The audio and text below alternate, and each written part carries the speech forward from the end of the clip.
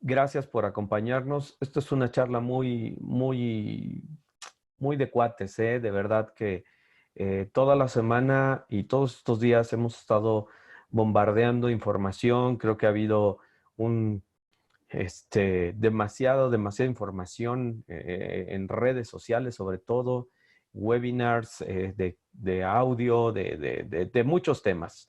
Y RF, bueno, pues no es la excepción, definitivamente.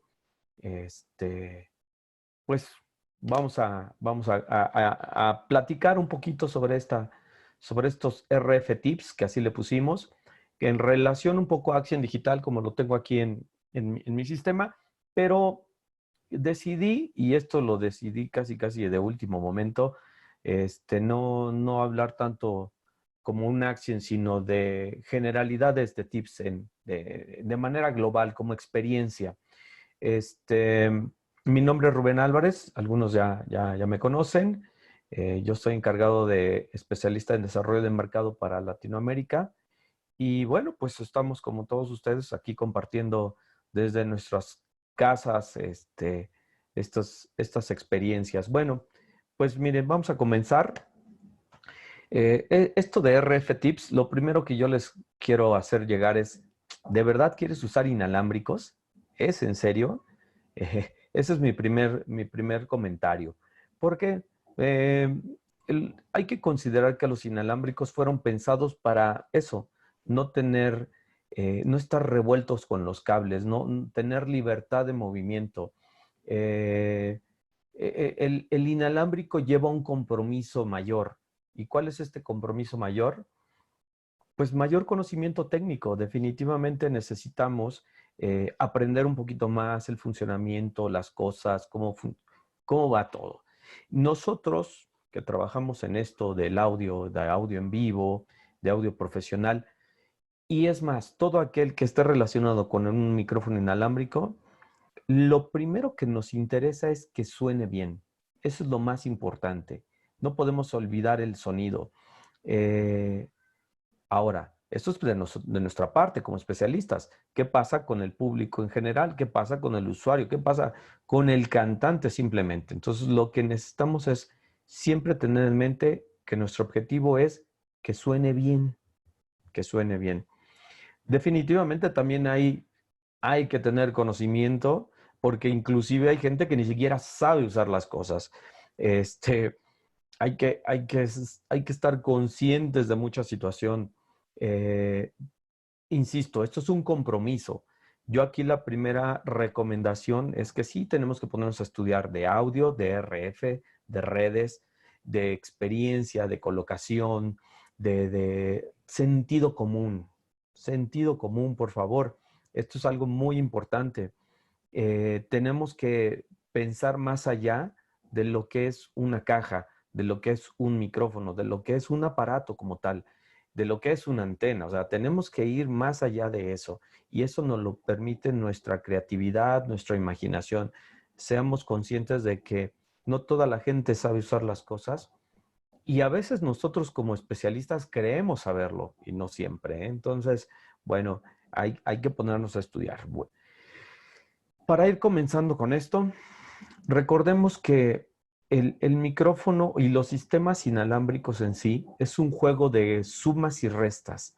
Es un juego de ganar y perder. Normalmente, todos los que usamos un micrófono inalámbrico, lo primero o lo que más nos preocupa es que se corte el sistema. ¿Y por qué se corta un sistema? ¿Por qué se corta el micrófono inalámbrico? Bueno, puede haber un punto en toda esta cadena en donde puede haber una falla y esa falla puede ser garrafal. De este lado, observan ustedes donde dice potencia de transmisión, se ve toda la sección que tiene que ver con el transmisor. Hay que entender cómo funciona un transmisor.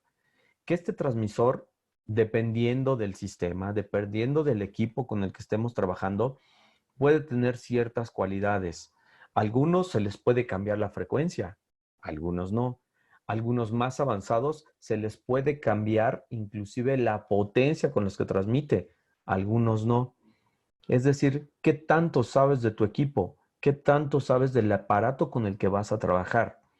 Ahora, este transmisor muchas veces está asociado a una antena. Esta antena por sí misma está conectada con un cable. ¿Este cable es bueno? ¿Qué tan bueno es? Ah, sí, hemos hablado que es de 50 ohms, etcétera. Pero ¿de verdad lo probaste? ¿Funciona bien?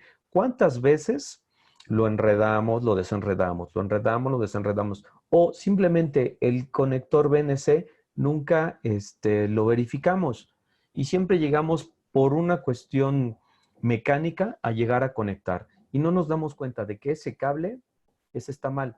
Ojo, no me refiero exclusivamente al cable que va del transmisor, en este caso, por ejemplo, los in-ears, a una antena de transmisión o una helicoidal, por ejemplo.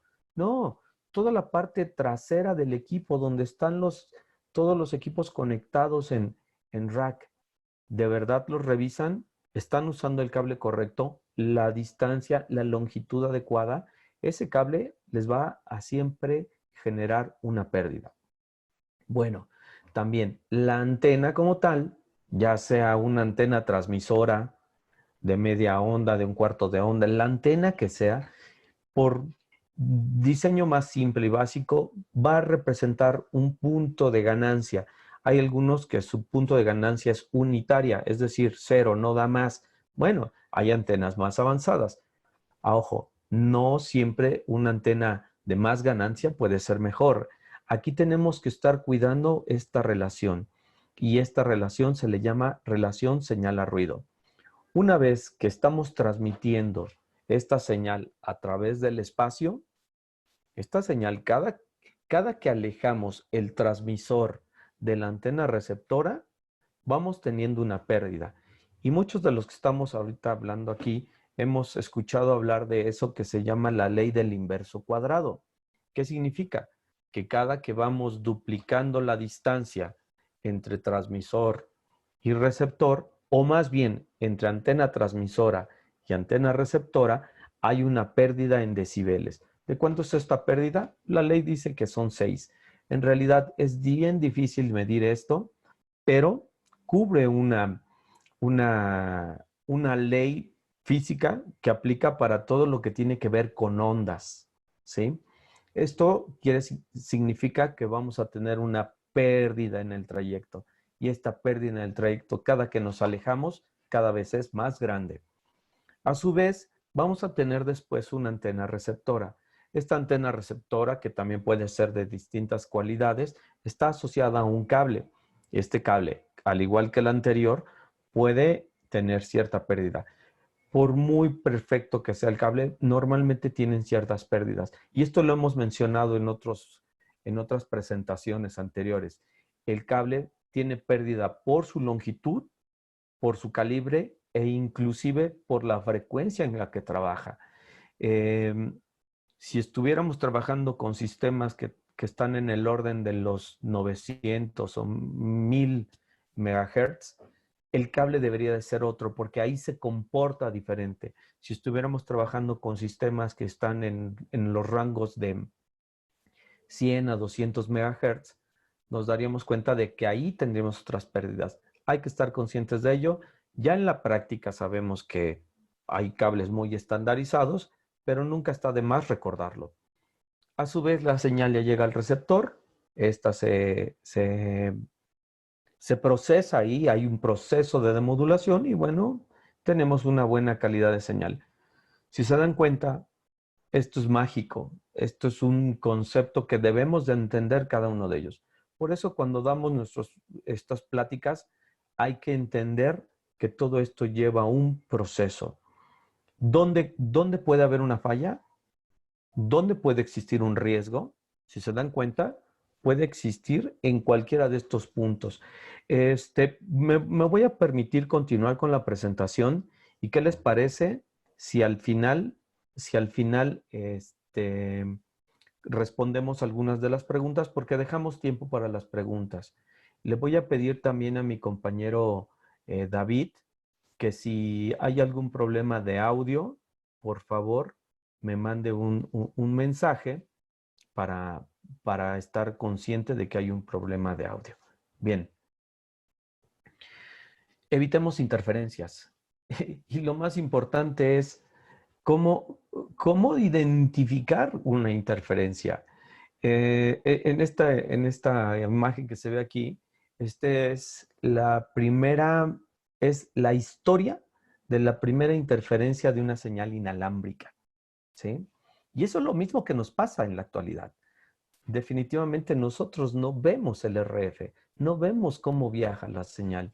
Antes, con estas imágenes de señales de humo, se veía al menos unas cosas, pero si este humo se confundía con otras cosas, bueno, el intérprete que estaba en el otro extremo podría estar pensando mil cosas.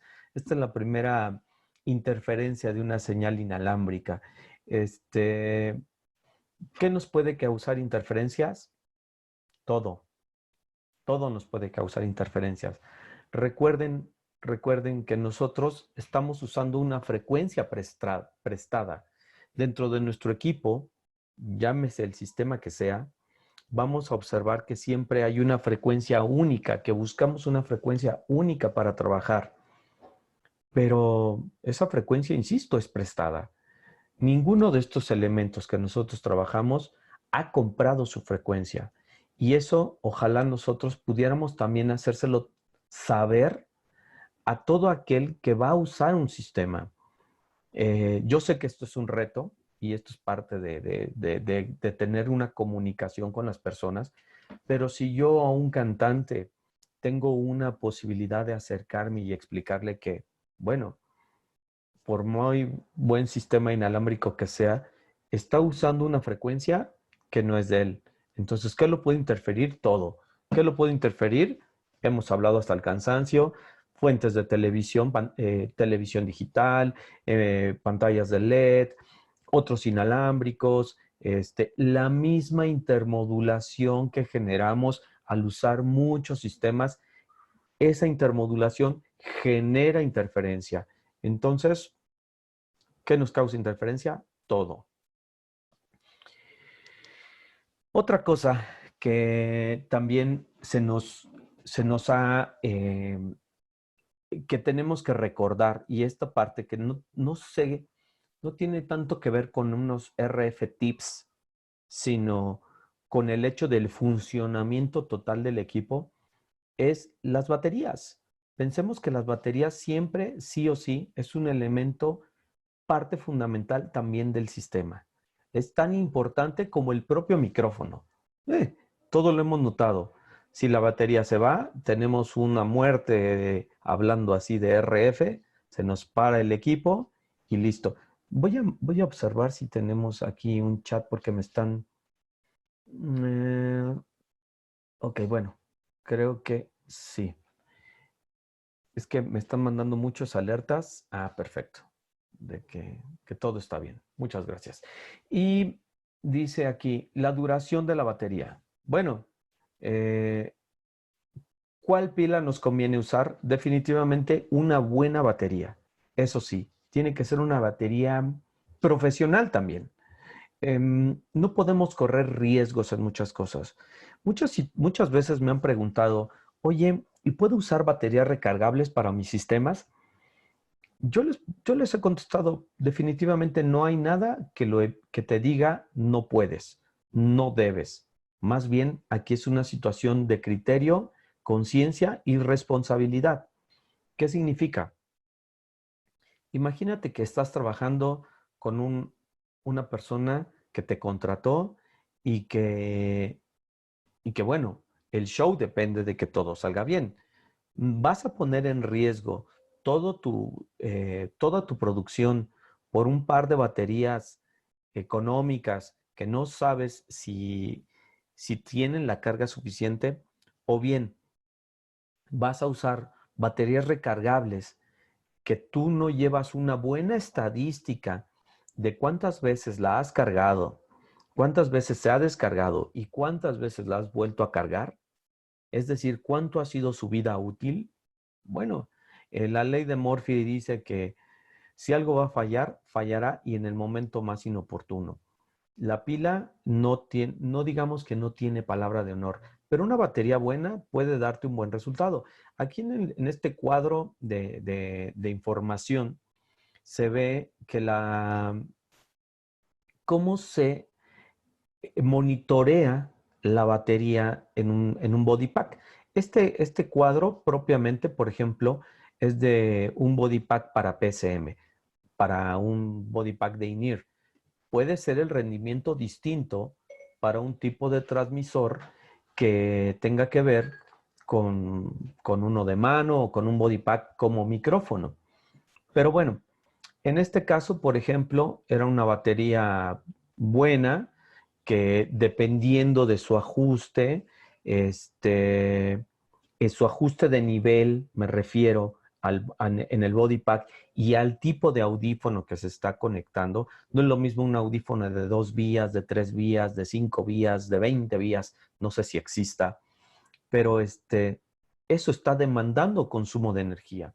Lo mismo pasa cuando conectamos un lavalier o una diadema o un cable de instrumento. El rendimiento del body pack también es distinto. Esta tabla que se ve aquí es un ejemplo, pero cada sistema tiene un rendimiento distinto de acuerdo a las cualidades y ajustes que le hagamos. Un transmisor de mano, por ejemplo, obviamente no va a desgastar su batería si le pones un tipo de cápsula como un 58 o una beta 87 que es de condensador. Ojo, no le está dando phantom power. Tiene una tecnología distinta que alimenta al transmisor. Lo que sí puede cambiar es en los ajustes de audio que tú le demandes o en la potencia de transmisión a la cual tú lo actúes. Eso sí puede alterar el desempeño de las baterías. Últimamente y a los últimos años hemos recomendado cada vez más el uso de baterías recargables. Cada sistema puede tener un uso de una batería recargable, ojo, propia de la marca en este caso, porque fue pensada para darle un mayor resultado o un mayor desempeño a este equipo. Eh, Además, muchas de estas baterías, o sobre todo los cargadores, se pueden conectar en red, y eso nos proporcionará tener una información más completa de cuántas veces se ha cargado la batería, cuánto es su vida útil, cuándo es necesario cambiarla. Es más, hasta la temperatura de la batería la podemos tomar a través de una conexión en red, porque esas son las tecnologías nuevas. Tengamos este balance. No quiero decir que una sea mejor que la otra, simplemente que es la conciencia de que la batería es parte fundamental del equipo. Y un último detalle aquí. Muchos me han preguntado, oye, cuando se acaba la batería, ¿se corta el sistema? Mm, a menos de que la batería esté a punto de morir, es cuando la portadora muere. Hay un umbral de voltaje que detectan los transmisores. Eh, si la batería en ese momento cruza ese umbral, en ese momento la portadora se va, es decir, la frecuencia muere y ahí sí deja de transmitir. Si una batería se está descargando, es más probable que genere quizá algunos ruidos con respecto al sonido, en el caso de unos lavaliers o algunos diademas, pero no necesariamente hará que se corte el sistema, ¿sí? Son cosas totalmente distintas. Bien, una buena colocación de antenas. Esto es muy importante. La buena colocación de las antenas es una parte en la que nosotros le hemos dedicado mucho tiempo a establecer. Eh, Primero hay que entender cómo funciona una antena. Que una antena es un elemento que convierte un tipo de energía en otro. Una antena es un transductor también. Es decir, es como un micrófono o como una bocina. Si ustedes, como siempre los he comentado esto, si ustedes tienen en mente esta situación, se van a dar cuenta que la mejor colocación es la que tengamos en mente de cómo funcionan las cosas. Si tú estás usando una antena de transmisión, funciona como una bocina. Si estás usando una antena de recepción, es como un micrófono. ¿Cómo usas una bocina? ¿Cómo usas un micrófono? ¿Cómo colocas uno? ¿Cómo colocas otro? Entonces, bueno, pues la colocación de las antenas es muy importante. Aquí hay una parte teórica que hay que repasar y que es algo que se llama la zona Fresnel. No sé si habían escuchado hablar de esto. La zona Fresnel es una región que se genera, digámosle así, cuando empiezan a interactuar estas dos antenas, una antena transmisora y una antena receptora. Se genera una zona parecida a una zona como elipse, en donde si ustedes observan la gráfica, se ve más en color grisáceo, en color gris, en donde está la mayor cantidad de energía. La primera regla de cualquier sistema inalámbrico es que las antenas tengan una buena línea de vista, es decir, que no existan obstáculos físicos entre una y otra. Eso es la parte crítica de cualquier sistema inalámbrico. Ahora, la línea de vista es muy importante, pero definitivamente la línea de vista despejada es mejor. Es decir, que no exista. Aquí puede haber, y si me están viendo en la pantalla, ven una antena receptora y una antena transmisora. Pero si yo empiezo a poner obstáculos, si empiezo a poner cualquier cosa, obviamente la señal le va a dar, no va a ser fácil que le tenga que dar vuelta, porque recordemos que los obstáculos son eso. Algunos obstáculos reflejan, algunos obstáculos absorben. ¿Qué tipo de material es? Eso es lo que tenemos que repasar. La zona Fresnel es la zona de mayor energía. Sin embargo, no significa que sea la única zona que pueda generar transmisor en radiación. Hay más zonas que pueden apoyarse. Lo que necesitamos es siempre tener una buena línea de vista. Otro punto importante. Aquí de repente algunos me han comentado, y esto nos pusimos a investigar, porque me dicen, oye, entonces las tengo que poner muy altas. Sí, es una buena solución, poner las antenas en un punto más alto. Oye, pero ¿qué tan alto? También muy alto puede ser un problema. ¿Por qué? Porque una antena muy alta, ya sea transmisora, pues está mandando la señal hacia otra zona. Pero si es antena receptora, puede ser que empiece a recibir cosas que no necesitamos, cosas o señales indeseadas. Entonces, esto se llama la máxima transferencia de energía, ¿sí? Y esto se llama la zona Fresnel en antenas. Bien, ahora, otro tema que muchos nos han preguntado es,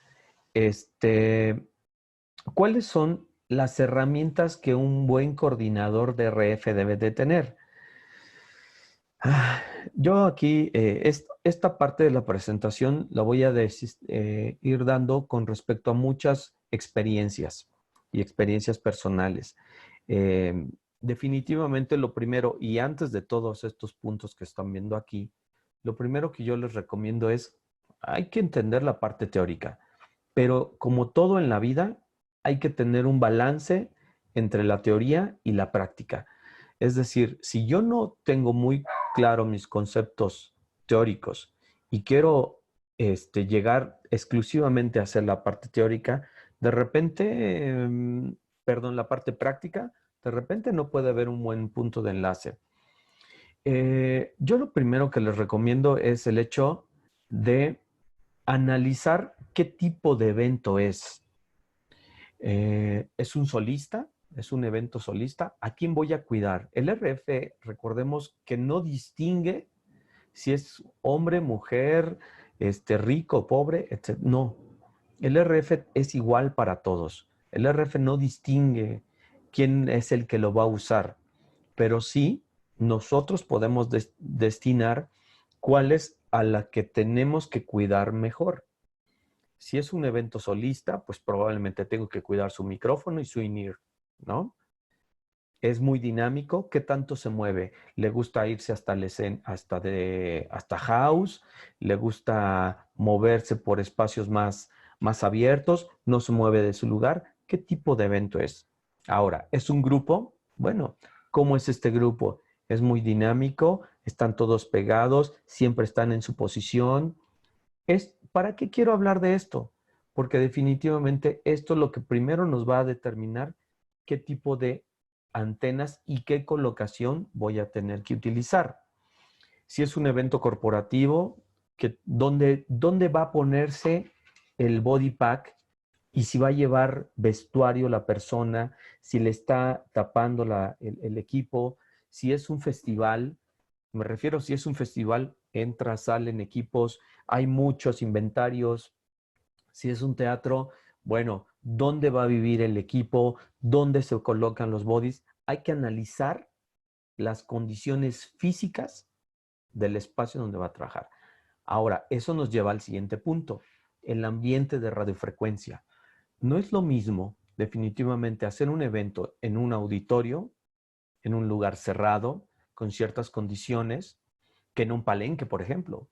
Un palenque que podemos encontrarnos con una cúpula metálica redondeada, al igual que el sonido, que vamos a tener una serie de reflexiones, el RF también vamos a tener una serie de reflexiones y esas reflexiones pueden causar dropouts por cancelaciones multivía. Por ahí en alguna ocasión platicando con Pravda, por ejemplo, me decía que en un lugar de un palenque tenía una serie de rebotes de RF que cuando él mandaba a hacer su análisis en su escaneo, se veían portadoras que él no estaba generando. Y muchas veces esas portadoras más bien era la intermodulación generada por los rebotes del lugar. No es lo mismo hacer un evento al aire libre. ¿Y por qué me refiero al aire libre?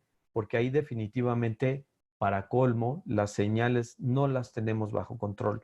Lo primero que nos va a contaminar más es las señales de televisión digital o televisión analógica o lo que haya en el ambiente. Eso definitivamente es otra cosa. Tampoco es lo mismo hacer un evento para un programa de televisión. Ahí consideremos que a lo mejor estamos pensando solamente en el micrófono que está pasando al aire, pero hay una serie de comunicaciones, hay una serie de intercoms que probablemente están generando otro tipo de situaciones que no estamos pensando que puedan llegar a afectar nuestro equipo. Otra parte que recomendamos es que revisen y siempre tengan consciente cómo es su inventario.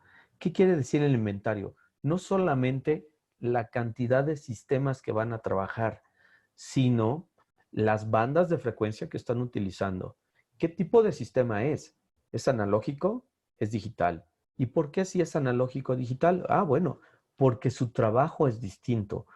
Recordemos que un sistema digital puede ser más completamente manipulable en sus potencias de transmisión y eso nos puede ayudar a tener más alcance o menos, no lo sé. Si es un sistema analógico, nos puede causar más intermodulación. Eso es otro problema. Entonces, bueno, hay que tener en cuenta también dentro de su inventario si es un sistema, cuántos son, qué bandas de frecuencia son y si son analógicos o digitales. Eh, ¿Qué otras fuentes de RF puedo tener bajo control? Ah, ¿qué quiere decir eso? No solamente pensar en los micros o en los in-ears.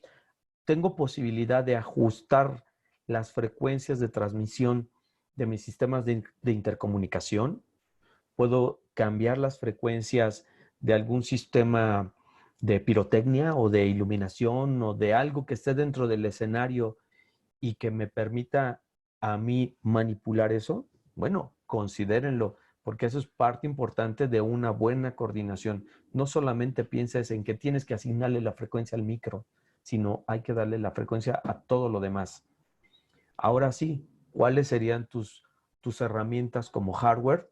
Bueno, en la actualidad podríamos decir que ya no podemos pensar en una situación avanzada de coordinación sin tener una computadora que nos ayude a hacer los cálculos matemáticos, o a menos de que seamos unas máquinas haciendo cálculos matemáticos de muchas frecuencias, bueno, pues tal vez, pero si no, una computadora.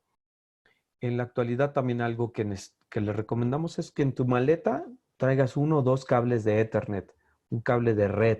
¿Por qué? porque la mayoría de estos equipos te permiten conectarse y con tu computadora y un programa como el Workbench, vas a poder hacer un buen análisis.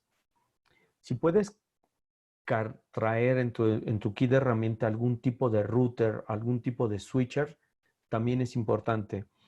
Algunos me han preguntado, oye, ¿y para qué? Bueno, si tienes una conexión en red de tus equipos, la verdad es que es muy práctico tener en control todos desde un solo punto. Y eso es una de las grandes ventajas que las nuevas tecnologías ofrecen, la conectividad en red. ¿Qué tipo de router o qué tipo de switcher? Definitivamente, en la actualidad, si tú vas a Radio Shack, cualquier distribuidor de equipos de cómputo, te ofrecerá un router lo suficientemente capaz de manejar estos sistemas. Ojo ahí, si tú ya lo que quieres es transportar audio por alguna comunicación de red, llámese Dante en este caso, quizás sí necesitamos algunas especificaciones más avanzadas, porque ahí ya está pasando otro tipo de información. Pero si lo único que vas a hacer es control, definitivamente cualquier router o switcher actual te va a funcionar. Otra herramienta que yo les recomiendo que trajeran en su kit básico sería alguna antena. Definitivamente necesitamos una antena. Si puede ser una antena pasiva, parecida a la UA860, que es conocida como esta granada de mano. No voy a mencionar algunos otros sobrenombres que tienen, eh, pero que es una antena omnidireccional de wideband, puede ser una gran herramienta. ¿Por qué? Porque esa nos va a poder permitir observar lo que esté pasando del entorno de RF en mi escenario y lo que esté pasando alrededor. A su vez, si pudieran traer un par de cables BNC buenos, de buena calidad, sería también algo muy importante. Ojo, no necesita ser tan largo. Un cable de 1 o 2 metros sería más que suficiente. Una antena UA860, cuando uno la saca de su caja, trae un cable de esa longitud lo suficientemente largo para poder trabajar en cualquier situación, créanmelo. Eh, Adaptadores, conectores, bueno, es importante tenerlos. Ya en algunas herramientas más avanzadas podemos recomendar traer algunos filtros, algunos atenuadores. Definitivamente esos ya son más avanzados. Si quieren después, escríbanme para que yo les haga algunas recomendaciones de eso. Porque estos filtros, estos atenuadores nos van a poder permitir reducir el ambiente de RF, sobre todo de algo que nos pueda estar contaminando.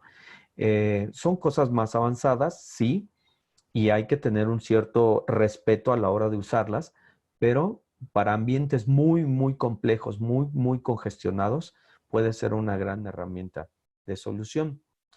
Algo que yo también recomiendo mucho es siempre cargar pues, tu pluma, tu Sharpie y una libreta de apuntes. Definitivamente yo, aún así, muy a pesar de tener cierta experiencia y habilidad con los programas, los errores humanos son los más complicados. Yo cuando necesito, y esto es una experiencia personal, yo cuando necesito cambiar una frecuencia, la forma en lo que yo hago es primero determinar si realmente necesito cambiarla, observando, haciendo algún análisis. Pero antes de cambiarla, necesito tenerla calculada con el Workbench, con un software, en este caso, insisto, el Workbench, la copio en un cuaderno, ahora muy fácil, le tomo una fotografía, no lo sé, y manualmente voy a cambiarla al equipo o hago algo en donde directamente lo hago. Es mi manera de trabajar, es un tip muy personal, porque al estar trabajando todo el equipo en red, si yo hago un cambio, tengo que estar 100% seguro que solamente a ese dispositivo se lo va a cambiar. Entonces, son recomendaciones prácticas. Esto es de experiencia. Si ustedes tienen más habilidad y menos temor, no como yo, si quieren hacer los cambios directamente en la computadora, bueno, es una solución. Se puede, definitivamente. Para eso están. Pero esto ya es mucha práctica. Bueno, algo que también nos han preguntado mucho es los analizadores de espectro. ¿Qué analizador de espectro me conviene? ¿Cuál debo de usar? Si ustedes van y compran un analizador de espectro de laboratorio que cuesta $600,000, no sé, $400,000, pues bueno, pues qué bueno que lo puedan comprar. Es un elemento muy, muy costoso, muy avanzado. Es en tiempo real, pero muchas veces no nos permite tomar esa información y después mandarla a un software de cálculo. Simplemente nos va a ayudar a visualizar el espectro. Hay otro tipo de analizadores portátiles como RF Explorer, como WinRadio, como todos. Definitivamente son unas grandes herramientas. Gracias que ya existen, son económicas, sí. Y quizá la única recomendación que yo hago es que, bueno, si van a hacer un análisis de inicio, probablemente una recomendación personal es que tomaran la misma antena de referencia con la que van a trabajar sus equipos. ¿Por qué? Porque si ustedes hacen un escaneo con una antena de 1/4 de onda en una posición, pero sus aparatos están trabajando con otra antena en otra posición, con otro tipo de ganancia, la relación de señal que está viendo uno y otro no es siempre la misma. Entonces, lo más importante es aquí tener la misma referencia. Es una recomendación muy personal. Cada de estos analizadores portátiles traen su propio software. Es muy bueno que lo puedan conocer mejor y si es posible que esa información después la importen a algún sistema de análisis como Workbench, pues puede ser importante. Lo que yo sí les digo es que al menos Shure ofrece que sus equipos avanzados, Axiom Digital, ULXD, QLXD, el mismo PSM-1000, nos agregan la posibilidad de conectarse en red. Y al conectarse en red, una vez que yo pueda hacer un escaneo con ellos, ese archivo lo puedo tener directamente ya en mi equipo. Es decir, no tengo que invertir más en otro equipo. Definitivamente tenemos un analizador mucho más avanzado, que es el AXT600. ¿Y por qué el AXT600 es una gran herramienta? Porque hace su escaneo, tiene la posibilidad de visualizar un amplio rango de frecuencias, desde 470 hasta más de 950 MHz. Esa información, a través de su conectividad en red, despacha y calcula las frecuencias para todos aquellos equipos que estén conectados en su red. Además, nos puede permitir monitorear en tiempo real una frecuencia que pueda estar causando una posible interferencia. Es una herramienta súper avanzada, sí, lo sabemos, no es económica, pero en el mundo profesional, con usarla en algunos 3, 4 pasos, la coordinación de frecuencias se nos vuelve mucho más completa. Yo creo que en algún momento, y ahorita que estamos trabajando con estas presentaciones de webinars, haremos alguna exclusivamente de Spectrum Manager para que lo conozcan cada vez mejor los que no lo conocen. De todo esto, lo que yo les recomiendo es que tenemos que saber interpretar las gráficas. Si tenemos tantas herramientas, también hay que ser conscientes de que esa información nos va a representar una situación de lo que está pasando en la realidad, porque nosotros no tenemos ningún sentido que nos ayude a percibir cómo está el RF. Nuestros oídos nos ayudan para el audio, nuestra vista para los colores, el tacto y eso para las sensaciones, pero el RF no lo detectamos. Ojalá pudiéramos detectarlo. Bueno, ojalá y no. Definitivamente también sería muy complejo estar recibiendo tantas señales de radiofrecuencia que hay en el espacio en este momento. Pero lo que sí les puedo decir es que tenemos que saber interpretar las gráficas. De nada nos sirve tenerla si no lo sabemos interpretar. Tenemos que saber mejorar nuestra relación señal a ruido. Hemos visto que se ha vuelto muy popular el hecho de observar dos situaciones simultáneamente. Una, cómo se está comportando el equipo y un analizador externo que nos permita monitorear quizá un rango más en particular, algo que yo pueda decir, tengo que ponerle atención. Es una gran práctica, es una buena herramienta. El que tenga curiosidad y más, bueno, saber más de eso, si quieren después lo platicamos. De aquí, todo esto nos desprende generar un método de coordinación. Existen varias formas de hacerlo, pero yo puedo decir que en la práctica no en la práctica, sino más bien en ningún libro de texto nos van a decir cuál es el paso a paso para tener una gran coordinación. Yo aquí me atreví a hacer algo que es generar lo que para mí son 3 métodos de coordinación. Uno que sería el intuitivo, algo muy básico, el intermedio, grupo y canal, ahorita lo vamos a explicar, y el avanzado, que es ya más profesional. ¿Cuál de los 3 quieres utilizar tú? Bueno, pues veremos. El primero, el método intuitivo. El método intuitivo primero nos lleva a que la selección de frecuencias se basa en la observación del indicador de nivel. Si ustedes alcanzan a observar mi equipo, ahorita tengo estos canales que están, pues digamos, libres, ¿no? Están limpios y este es el único micrófono que yo estoy usando. Bueno, pues todos los demás están libres. Yo podría pensar que eso está bien, que estas frecuencias están libres. Vámonos con esas. Ya la hicimos. ¿Dónde están las antenas? Bueno, pues ahí quedaron. Probablemente estén detrás del rack. ¿Está funcionando? Qué bueno. No estoy pensando en las fuentes de interferencia que hay alrededor. No me preocupa. No sé si estoy usando la antena correcta. No estoy cuidando la estructura de ganancia en RF, sabiendo si la potencia de transmisión que estoy usando es la correcta. No uso ningún tipo de analizador. Definitivamente lo aprendí. Ya estoy notando que hay audio. No hice pruebas de alcance. Es decir, no caminé por el lugar para ver si está funcionando bien. Este método, que muchos de nosotros alguna vez lo hemos hecho, es un método de efectividad baja. Estamos muy en la cuerda floja porque cualquier cosita nos puede causar un problema y se nos puede caer la señal.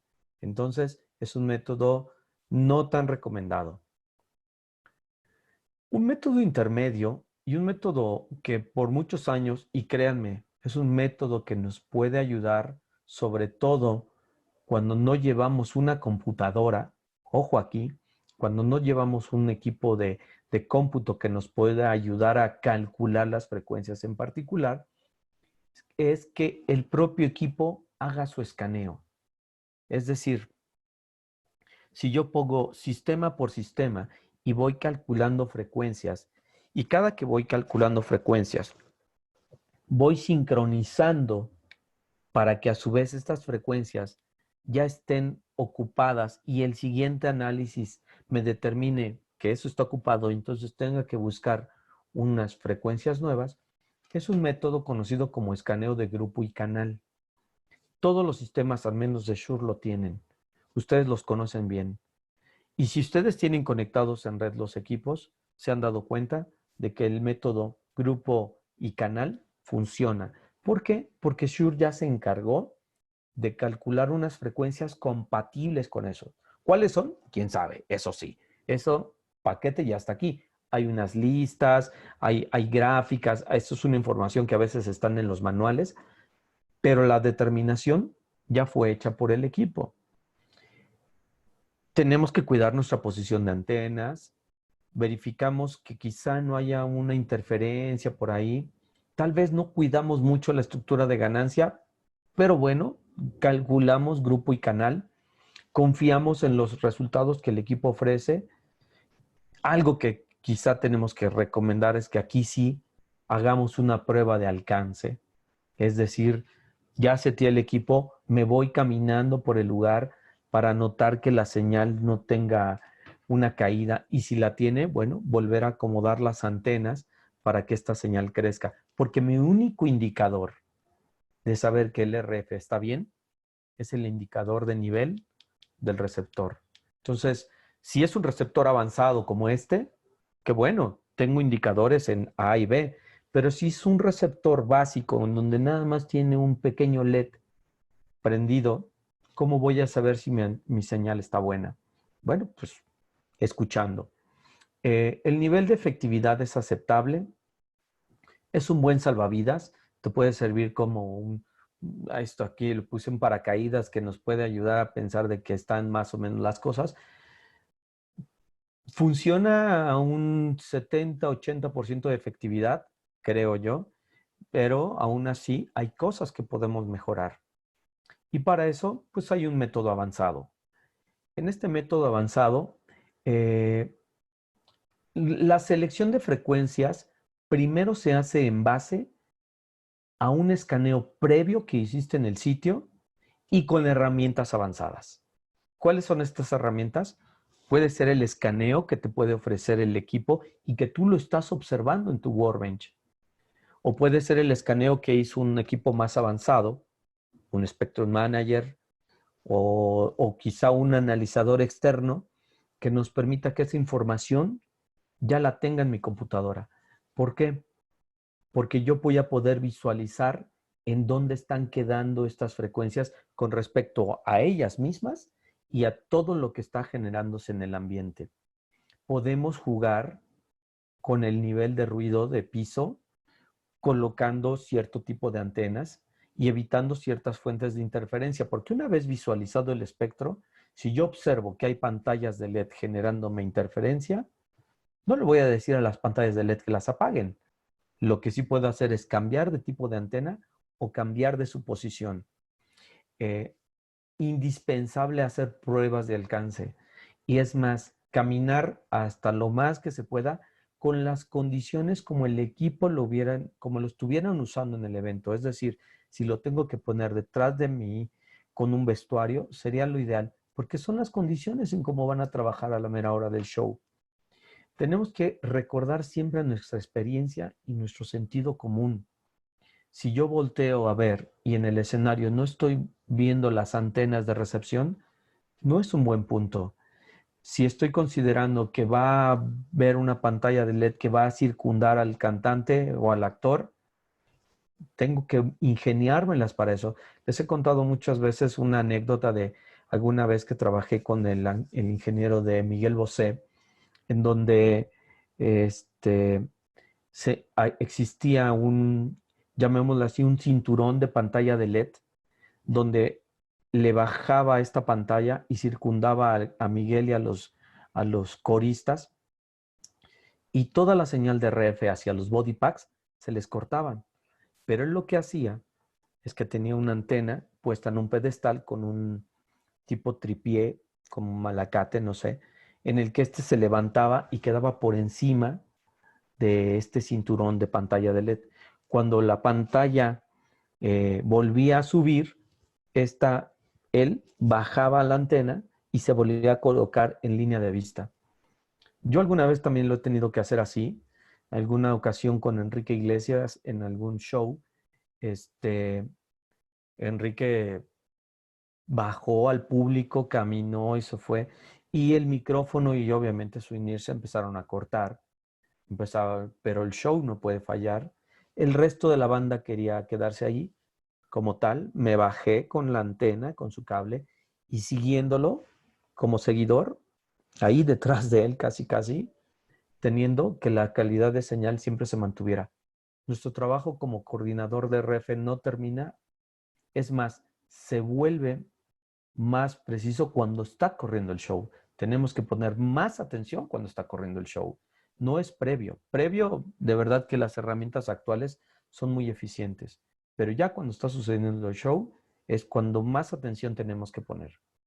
Si hacemos esto, definitivamente el nivel de efectividad es alto, estamos seguros y podemos considerar que nuestro show va a funcionar muy bien.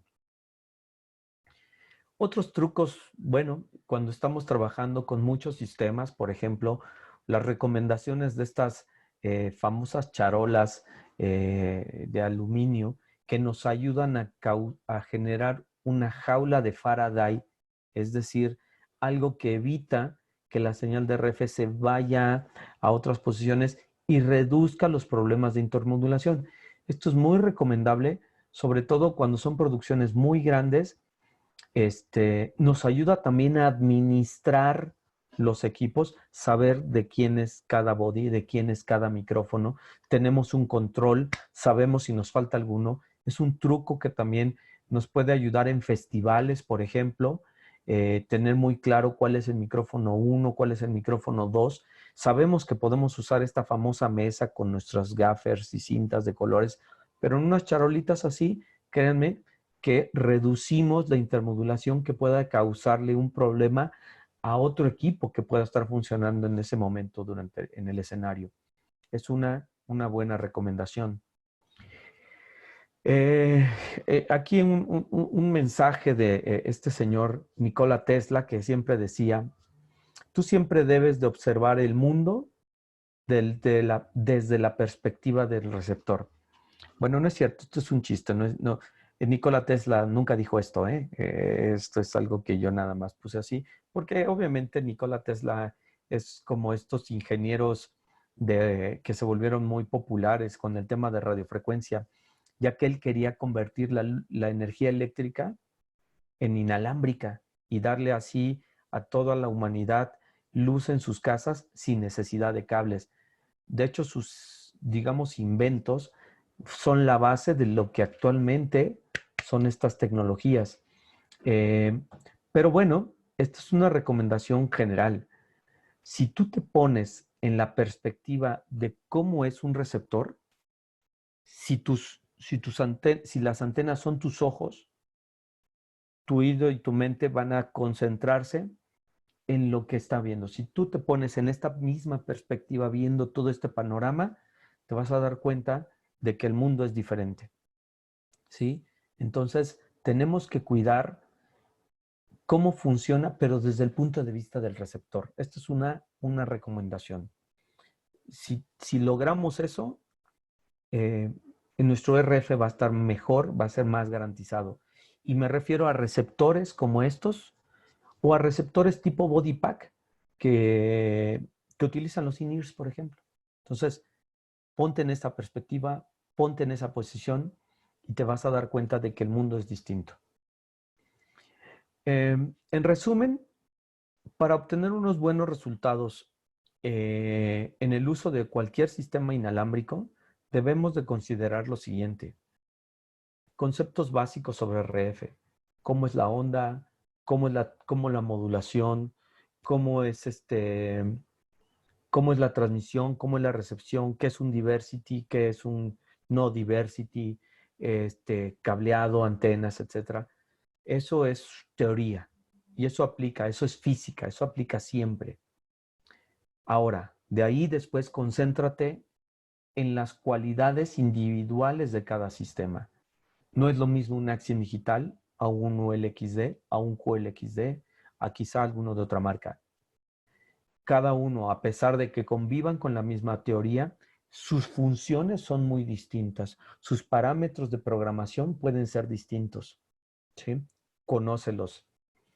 Ten en cuenta siempre tus fuentes de interferencia, que el RF no es tuyo. Las fuentes de interferencia están en todos lados. Ya nos dimos cuenta de que puede ser una televisión digital, puede ser otro micrófono, puede ser lo mismo que nosotros generamos como intermodulación. Tenemos claras nuestras fuentes de interferencia. Ubica tus antenas, línea de vista, la zona Fresnel, que es lo que acabamos de aprender hoy. Cosas como esas, eso es bien importante porque las antenas son los ojos de nuestro sistema. Y por último, perfecciona tu método de coordinación.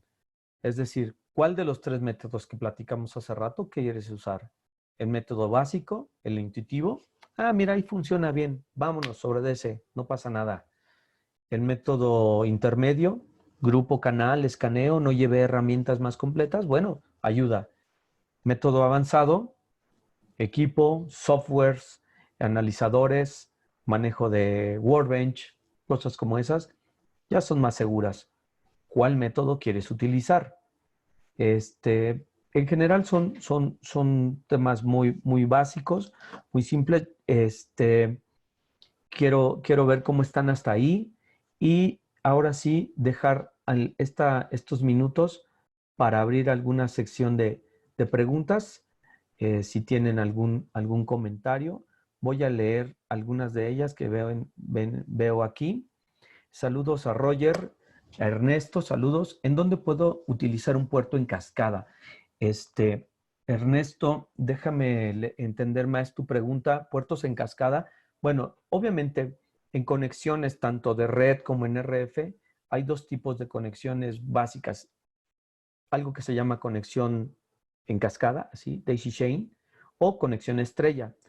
Los equipos que tengan posibilidad de tener opción de cascada es una buena herramienta porque obviamente te permite de que se enlacen, insisto, o en RF o en red para tener comunicación con todas sin tener la necesidad de un elemento externo. Eso es bueno porque no necesitas ese aparato externo. Punto malo, que si alguno de esos equipos falla o ese cable está mal, los demás equipos pueden fallar. En una conexión tipo estrella necesitamos algún elemento externo. Llámese, si es red, un router, si es RF, un distribuidor. Punto a favor, que si falla un cable, solamente fallará el del equipo al que esté destinado. Si falla un aparato, solamente a ese fallará. Punto en contra, que necesitas ese equipo externo. Bien, voy a leer otros comentarios. Compartir la presentación, sí, vamos a buscar la manera de hacérselas llegar. Javier, mi querido Javier, ¿cómo estás? Combinar una antena helicoidal con una antena direccional, sí es posible combinar tipos de antenas. Solamente recuerda cómo la quieres usar, como antenas receptoras o como antenas transmisoras. En este caso, si tú vas a tener un sistema de recepción, una antena como la helicoidal es pasiva y tiene un tipo de funcionamiento. Y una antena UA874, que es direccional también, es activa, tiene otro tipo de funcionamiento. En el caso de si la quieres usar como antenas de transmisión, la UA874 no la podrías usar porque es una antena activa, necesita de un voltaje para trabajar y ahí no te funcionaría, pero sí puedes combinar antenas. Antonio, sí vamos a poder compartir la presentación. Tenemos dos sistemas UA874 con distribuidor de antenas. Existen dos técnicos que tienen esa opción. Creo que estos deben, claro, sí. Perdón, no leí bien la pregunta, pero sí, Javier, puedes mezclar las antenas como lo habíamos mencionado. Podemos colocar las antenas en el caso de micrófonos dentro de cada lado del escenario. Eh, Como antenas de recepción, otra vez, si tú pones, imagínate un escenario de 15 metros, tradicional, básico, una antena de recepción A en el lado izquierdo, una antena de recepción B en el lado derecho, obviamente va a funcionar. El tema va a ser que cuando el transmisor esté más cargado al lado derecho, probablemente la señal se cargue más hacia la antena A, por ejemplo, y tengamos alguna sobrecarga de RF, y la antena B tengamos alguna caída de señal. Es posible. Lo mismo va a pasar si se va del otro lado. Eso es lo único que podemos medir. Lo que sí es complicado es que tú pongas antenas de transmisión de un lado y antenas de recepción de otro. Es decir, la antena de INIR apuntando a la antena de micros no sería muy bueno. ¿Por qué? Porque si tú pones antenas de INIR que están tratando de mandar señal a los body packs que están en el escenario, estás contaminando también a la antena de recepción de los micrófonos, mandándole señal que no necesitas. Por ahí, si quieres, repasamos el tema de antenas.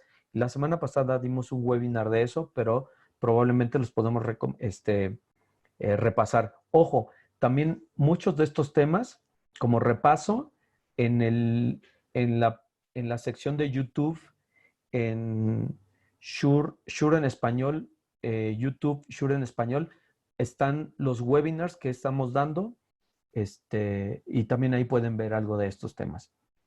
Déjenme ver alguna pregunta más. ¿Cuál es la distancia recomendable entre cada frecuencia? Si hay una frecuencia con los problemas de los armónicos. Gustavo, la separación de frecuencias no es una situación específica de decir, digámosle, tantos megahertz de separación.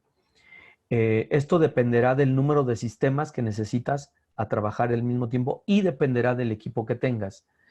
La separación, en la teoría nos puede decir que puede estar en un rango de entre 1.400 kilohertz, cosas así. Pero eso ya no es una regla porque depende si es un sistema digital o si es un sistema analógico. No es la misma separación para un PCM, PSM 1000, PSM 900, que para un Axien digital, por su modo de trabajo, por su modo de operación. Lo mejor que te puede pasar es que ese cálculo de separación de frecuencias lo haga el software, en este caso el Workbench. Eso sí es una mejor práctica. ¿Es cierto que hay personas frente a las antenas o el equipo se corta el funcionamiento? Sí puede pasar, mi querido Ricardo. Hemos hecho algunos experimentos en en algunos seminarios presenciales en donde yo he puesto el body pack y me lo pongo pegado al cuerpo a una cierta distancia y hemos observado cómo la señal de RF se empieza a atenuar. Si tú pones a un grupo de personas enfrente de las señales, sí puede caerse la señal. Por eso la recomendación es que, bueno, muchas veces, oigan, tantito, pero, híjole, resulta que es el productor o es la esposa del cantante, no es fácil. Las antenas arriba, 2 metros de altura, está muy bien. Lo que te da el pedestal, eso es, con eso lo resuelves. Este, y dice, si se aprieta con mucha fuerza el transmisor en el display falla, bueno, depende también del transmisor. Un transmisor metálico, de cuerpo metálico como este, si tú lo presionas mucho, definitivamente no creo que sea fácil que algo falle. Lo que puede pasar si sujetas de la antena, ahí sí la señal se puede caer, pero depende del tipo de transmisor que me estés preguntando. Vamos a leer algunas preguntas más. Saludos, Alex. Eh, recomendación de colocar. ¿Cuál es la mejor antena transmisora y receptora? Definitivamente, otra vez, no existe una mejor antena que otra. Eso es mi opinión personal. Ojo, es mi opinión personal. No existe una mejor que otra. Algunas tienen más ganancia, algunas tienen mejor captación, algunas tienen un ancho más abierto, algunas son más cerradas, algunas son ovnis. Todas las antenas tienen una funcionalidad específica. Yo puedo decirte que la antena ideal es una antena isotrópica, que en realidad eso no existe. Es una antena hipotética. Lo mejor que puedes hacer es la colocación y el tipo de antenas dependiendo de la aplicación. Eso sí es importante. José Manuel Domínguez, recomiendo hacer las conexiones de cable coaxial apagados los equipos. Ah, miren, una buena recomendación del señor Manuel Domínguez. Ojo, es una buena práctica. Conectar todo cuando el equipo esté apagado. Cualquier cosa que nosotros quitemos y volvamos a conectar, a pesar de que pueda estar, cuando está prendido el equipo, puede haber algún problema, porque todo está energizado. Llámese conexiones de RF, conexiones de red o audio. Ustedes lo saben, si hay audio, truena. Imagínense si hay RF, está pasando energía, aunque sea poquita, una señal de voltaje muy mínima, está pasando voltaje.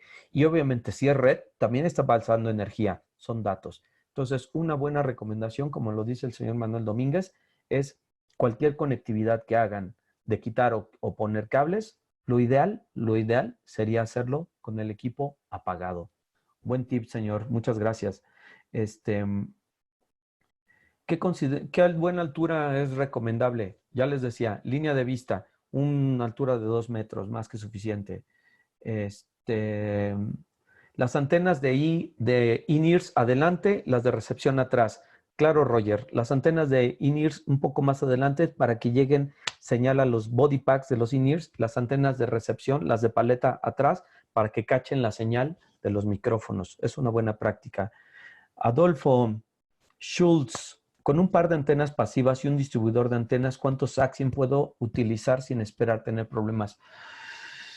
Oh, pues mira, con una configuración así podrías tener hasta, mira, por ejemplo, 4 4 8 8 por 5 como 40 canales con un par de antenas. Muy bien. Podríamos agregarle un receptor más. Tal vez podremos llegar a 3 por 4 12 12 por 5. No, pues podremos llegar más de 60 canales, pero 40 sin problemas. 40 sin problemas. Creo que es un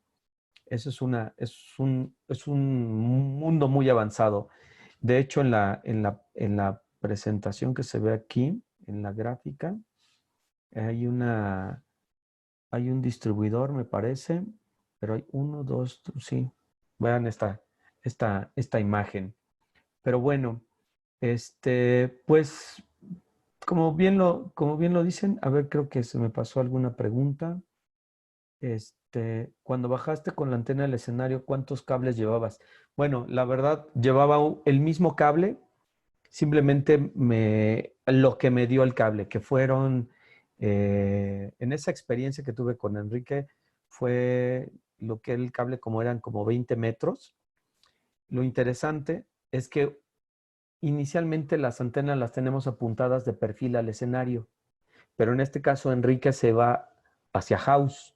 Entonces, orienté la antena y me volví hacia adelante siguiendo un poco hacia donde iba él.